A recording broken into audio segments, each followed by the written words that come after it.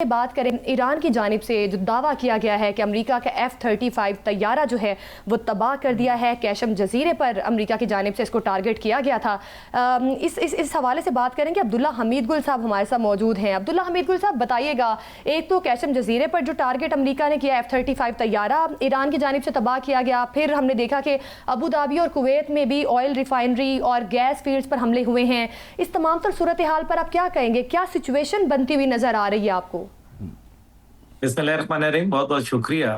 ये तो एक तैयारा तबाह होने की इतलात हैं और कल रात जो हमला हुआ है वो बड़ा ख़तरनाक है, जिसको खुद वॉशिंगटन पोस्ट रिपोर्ट कर रहा है और मुख्तलिफ जो थिंक टैंक्स हैं वो ये बात कर रहे हैं कि इसराइल के अंदर नाफ्टिम एयर बेस, इसी तरह से टेलनॉफ बेस, हेड्जरिम बेस और इसी तरह रेमॉन बेस, इन तमाम के ऊपर हमले हुए हैं। नेविटम जो है वो ख़ास तौर पे तकरीबन 40% जो F-35 उनके F-35E वहाँ जहाज़ मौजूद हैं, ये सारे वहाँ मौजूद हैं और ये कहा जा रहा है कि तकरीबन एक हैंगर कोलैप्स किया है जिसके अंदर 40 मुख्तलिफ जहाज़ खड़े हुए थे। ये एक बहुत बड़ी खबर है।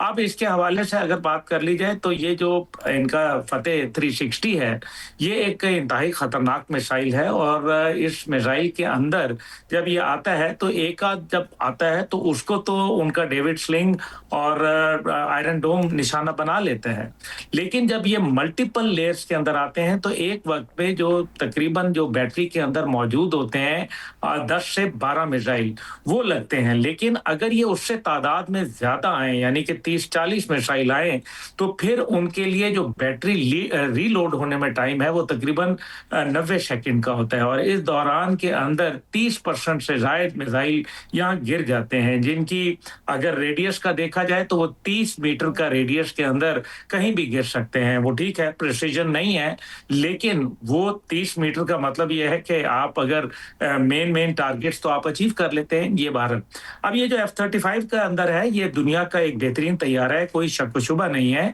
लेकिन ईरान जो टेक्नोलॉजी इस टाइम पे अपने रॉकेट की इस्तेमाल कर रहा है उसको गिराने के लिए, ये उसके इंजन के अंदर जो हीट सीकिंग है उसके ऊपर ये मिसाइल जाता है और ये पहले आराम से चलता रहता है और जैसे ही ये जहाज को करीब देखता है तो उस टाइम पे अचानक इसकी मोटर ऑन हो जाती है, जिससे इसकी स्पीड एकदम तेज हो जाती है और जहाज के पायलट को जो उसके 360 कैमरास लगे हुए हैं, क्योंकि ये F-35 मैंने आपसे कहा स्टेट ऑफ द आर्ट जहाज है, इसमें कोई दूसरी राय नहीं है, लेकिन इसके अंदर रिएक्शन टाइम 3 से 4 सेकंड होता है। उसके अंदर वो फ्लेयर्स छोड़ता है, लेकिन अभी भी जो पिछला हादसा हुआ उसके अंदर ये था कि ये करीब आके उस फ्लेयर से टकरा गया, लेकिन फ्लेयर से जब टकरा के धमाका हुआ तो वो इतना शदीद था कि जहाज तकरीबन पूरा का पूरा डैमेज हो गया। अब ये दूसरा जो जहाज है ये भी इसी तरीके से इसके साथ बात हुई है, अब्दुल्ला साहब, कोई दूसरी राय नहीं।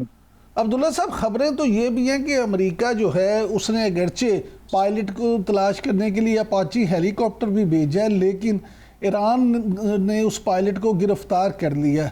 तो क्या आप ये समझते हैं कि अमेरिका के लिए जो सुबकी है इस जंग में रोज़ाना की बुनियाद में उसमें इजाफा होता चला जा रहा है?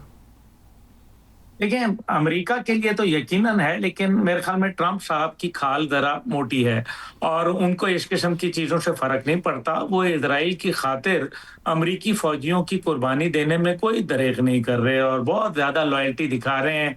एप्स्टीन फाइल का भी बेचारे के ऊपर इस उम्र में प्रेशर है और ज़ाहिर है जब 80 साल की उम्र हो और इस किस्म के कारनामे, इंतहाई जो मायूब कारनामे हैं, वो सामने आ रहे हो तो फिर मुश्किलात तो पैदा होती हैं ना इमरान साहब। अब दूसरी जानिब अमेरिका के आप देखें, आपनाए हुर्मुज के हवाले से उन्होंने बड़ा वाज़ेह बता दिया कि जनाब आपनाए हुर्मुज तो यूरोप का काम है, अगर जो खुलवाना चाहता है वो खुलवा ले। यूरोप अब 35 ममालिक बैठेंगे, उसके ऊपर फिर बात होगी, देखेंगे वो क्या स्ट्रेटेजी लेके आते हैं। लेकिन लग ये रहा है कि इस जंग के अंदर बहुत सारे इसके डायमेंशंस हैं। एक तरफ जहां जापान के अंदर मिसाइल फिट कर दिए गए हैं चीन के खिलाफ और नॉर्थ कोरिया के खिलाफ, तो दूसरी जानिब हम ये देख रहे हैं कि रूस के ऊपर यूक्रेन के हमले हो रहे हैं और ड्रोन हमलों के अंदर तमाम जो उनके छोटे छोटे ममालिक हैं, जिसमें एस्टोनिया है, लैटविया, लिथुआनिया है, इनकी एरोस्पेस इस्तेमाल हो रही है और अगर एयर स्पेस इस्तेमाल हो रही है तो फिर रूस आगे बढ़कर अगर हमला करेगा तो ये तो ममालिक चंद घंटों की मार है, जिससे अब्दुल्ला भाई, फिर आप क्या समझते हैं कि बादिउन नज़र में क्या ऐसा महसूस होता है कि ये जंग ख़त्म होने की बजाय तीसरी आलमी जंग की तरफ बढ़ रही है। देखिए, मिनी वर्ल्ड वॉर तो 3 ये शुरू हो चुकी है ना। आप देखें, तकरीबन 16-17 ममालिक तो डायरेक्टली इसके अंदर इन्वॉल्व हैं। और इसके अलावा जो अब बरतानिया की जो बात हो रही है कि जी बरतानिया ने तो दूर रहने का फैसला किया। बरतानिया ने अपना 70% असला और दिफाई मैकेनिज्म वो तो यूक्रेन के हवाले कर दिया है जब अमेरिका ने उसको झंडी दिखाई थी। इसलिए बरतानिया के पास जब कुछ है ही नहीं तो वो क्या करे, तो ये भी एक वजह है। और लेकिन जहां तक आपने कहा तीसरी आलमी जंग, तो बिल्कुल नजर आ रहा है। पहली बात यह है कि वेनेजुएला के हवाले से जो उन्होंने कहा हमने तो तेल ले लिया, यानी कि सदर मेडियोरो के हवाले से जो भी बातचीत थी वो सब झूठ का पलंदा था। और यही वजह है कि उनको गिरफ्तार करने से पहले उनके ऊपर कोई मुकदमा नहीं चलाया गया, इवन इन एब्सेंशिया।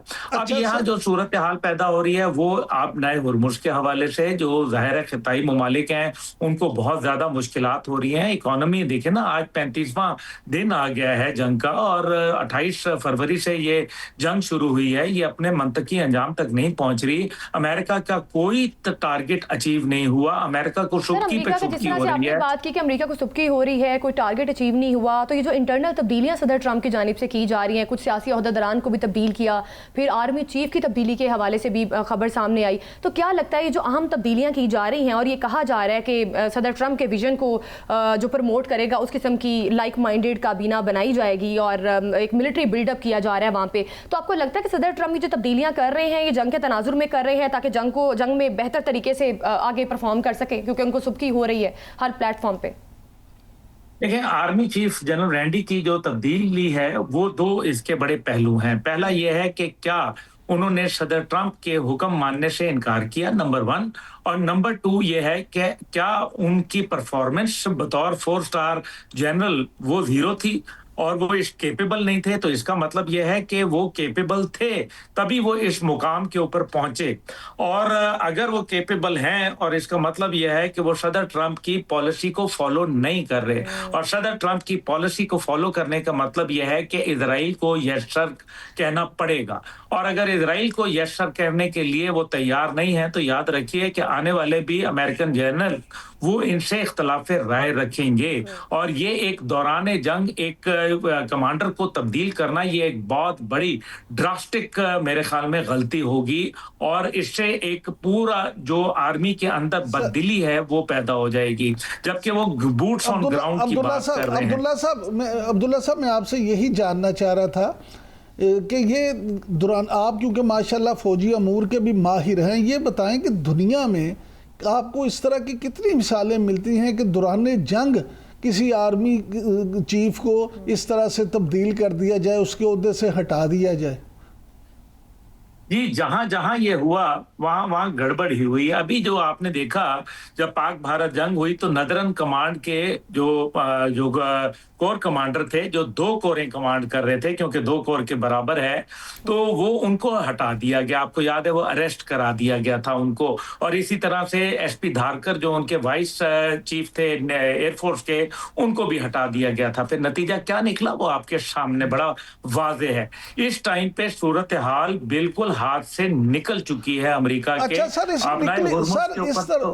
इस वक्त हाथ से निकली हुई सूरत हाल को मद्देनजर हुए आप क्या समझते हैं कि प्रेसिडेंट ट्रंप बार बार जो ज़मीनी जंग का ऐलान करते हैं या दावा करते हैं या बात करते हैं, क्या ईरान के ख़िलाफ़ वाकई ही वो ज़मीनी जंग करने जा रहे हैं? और अगर वो ये कदम उठाएंगे तो फिर ईरान कैसा रिस्पॉन्स करेगा? क्योंकि ईरान की तरफ से तो वाज़े तौर पे कह दिया गया है कि अगर ज़मीनी जंग हुई तो कोई भी फौजी फिर जिंदा वापस नहीं जाएगा।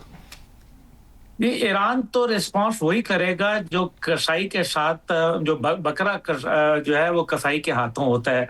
तो इसलिए मेरे ख्याल है पहले तो ये बात तय हो जाए। दूसरी बात इसके अंदर ये है कि ये जो उनके आर्मी चीफ को तब्दील किए जाना दौरान जंग, इसका मतलब यह है कि ये मौजूदा army chief boots on ground के खिलाफ थे।